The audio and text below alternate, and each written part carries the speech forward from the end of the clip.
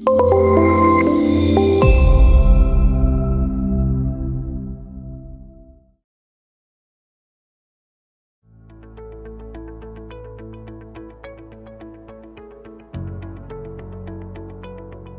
to use feedback tab in UpRaise. If your team has been using continuous feedback religiously over a period of time, sooner than later, you will come across this feedback tab that is accessible under the feedback screen from the left navigation. Let's first understand the different sections on this tab. In the top left corner, you have these different categories of the feedback messages and requests. In the center here, you get an indication of the total count associated with each feedback category. And then you see for the given category, the distribution of tags. In the lower half of this tab, you will have the filters, and then you will have the actual feedback exchanges. Now let's understand these sections one by one. Obviously, this data is with regards to the logged in user's perspective. So all the feedback that the logged in user has received can be looked at through this selection. If I wanted to look at all the feedback that the logged in user has given, I will be able to do that by just clicking on this given section. For any feedback where I'm neither the receiver nor the feedback creator, but the feedback is visible to me, I can look at them under the shared tab. So the same set of logic is followed across the lower three sections as well. All the feedback requests that I have sent, all the feedback requests that I have received, and all of my private notes.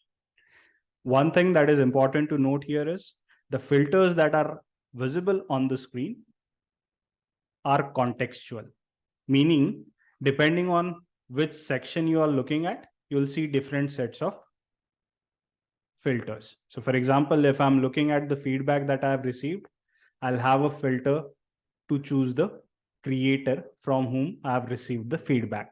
If I'm looking at the feedback that I have given, I'll be able to choose the feedback receiver or feedback about user. So this feedback filters across these sections are contextual. As soon as you choose something, even the data, let's say if I were to pick up this user, you'll notice the feedback count has updated, and accordingly, the test users data that is displayed in the lower part of the screen is also updated, right? Now let's look at these feedback messages in detail. What all actions can you take in here? Let's go to the feedback received. Here you'll notice there are 2-3 things that I wanted to highlight. First is on the left-hand side, you'll notice the name of the user who has provided the feedback. On the right-hand side, you'll see the name of the user who is recipient of that feedback. And then the actual feedback message is displayed. Below that, you see the feedback tag, which is of course mandatory. However, the labels that are visible after that are optional. So you might see one or more labels or no labels at all, depending on what all is done, what all is associated with that feedback message. Below that, you see the feedback visibility. It could be all users, or it could be displaying just a list of teams and users with whom the feedback is shared. Then I have an action to modify the feedback sharing. And then I have the option to delete the feedback. Again, all of these actions are solely dependent on the permissions the logged in user has, right? For example, here I can see the delete action, but if I were to go to the feedback given section, I'll notice an additional action that is for editing the feedback, right? So depending on what the logged in user's permissions are, you'll see different sets of actions.